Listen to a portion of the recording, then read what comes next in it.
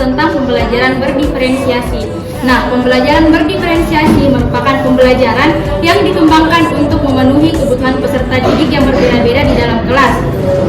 Nah, dengan adanya pembelajaran berdiferensiasi dapat membantu guru dalam mengakomodir, melayani, dan mengakui keberagaman siswa di dalam proses pembelajaran.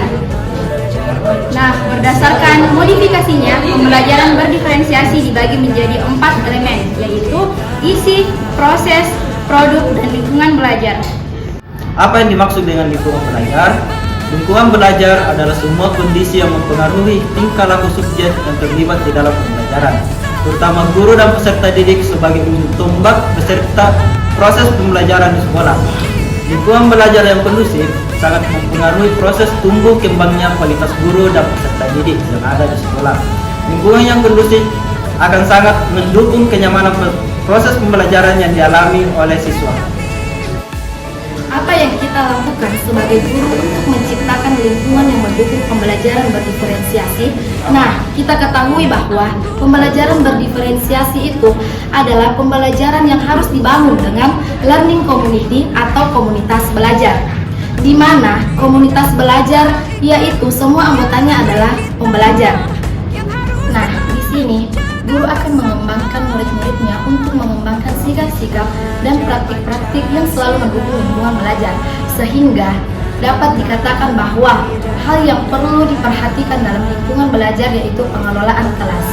Perlu kita ketahui bersama bahwa pengelolaan kelas pada umumnya bertujuan untuk meningkatkan efektivitas dan efisiensi dalam mencapai tujuan pembelajaran. Guru yang terampil adalah guru yang mampu mengimplementasikan fungsi-fungsi manajemen atau pengelolaan kelas dalam meningkatkan kegiatan yang ada di kelas. Oleh karena itu, perlu kita ketahui bahwa setiap peserta didik memiliki karakteristik masing-masing, baik dalam kesiapan belajar, minat dan bakatnya. Nah, oleh karena itu, guru harus memahami karakteristik masing-masing siswanya dalam menunjang khusus dalam pengelolaan kelas agar kelas dapat berjalan dengan baik.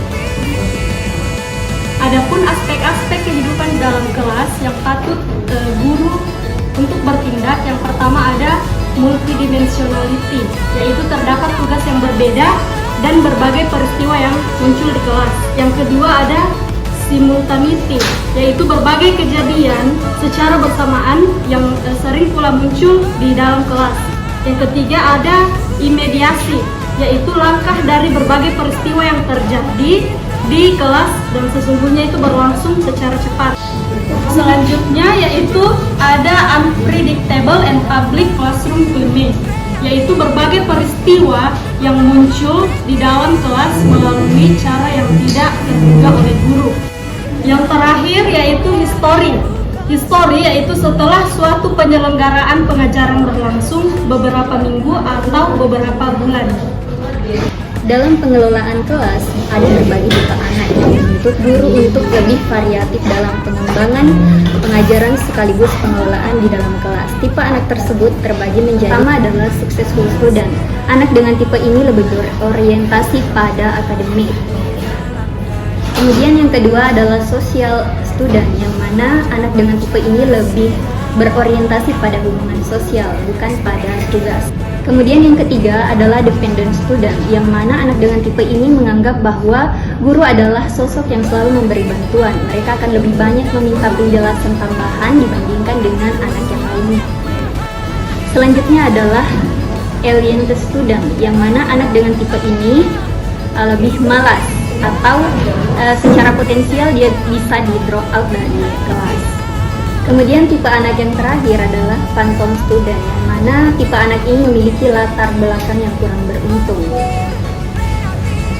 Hal tersebut yang membuat guru harus memahami tentang pembelajaran berdiferensiasi agar proses pembelajaran sesuai dengan kesiapan, minat, dan preferensi belajar siswa agar tercapai peningkatan hasil belajar para peserta didik. Lingkungan belajar meliputi tata letak pengaturan ruang kelas untuk kegiatan belajar. Pengaturan setting kelas disesuaikan dengan berbagai jenis aktivitas belajar. Tempat duduk peserta didik dibuat tidak monoton dan diatur sesuai dengan kegiatan proses pembelajaran. Tempat duduk peserta didik bisa dibuat melingkar, kotak, berbaris, berpasangan, berempat, dan berkelompok. Nah, selanjutnya tempat duduk peserta didik dapat diatur dalam beberapa bentuk. Bentuk yang pertama adalah kotak. Nah, kotak di sini digunakan untuk pengajaran langsung atau menampilkan presentasi PowerPoint. Yang kedua adalah berbaris. Nah, berbaris di sini digunakan untuk bekerja secara mandiri atau individual atau digunakan sebagai pengujian. Kemudian yang ketiga adalah berpasangan. Nah, bentuk berpasangan di sini digunakan untuk mempersiapkan tugas secara bersama atau saling mengoreksi PR dan menjawab pertanyaan secara bersama. Nah, bentuk yang keempat adalah bentuk berempat. Bentuk berempat di sini digunakan untuk berkolaborasi secara bersama untuk menyelesaikan tugas atau mempersiapkan permainan peran atau berkelompok. Nah, yang kelima adalah bentuk lingkaran. Nah, bentuk lingkaran di sini digunakan sebagai diskusi kelompok atau percakapan kelompok. Bentuk yang keenam di sini adalah berkelompok.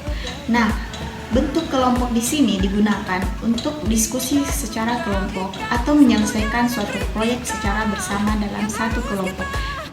Nah, itulah tadi pembahasan tentang materi dari kelompok kami tentang pembelajaran diferensiasi yang membahas tentang elemen lingkungan belajar.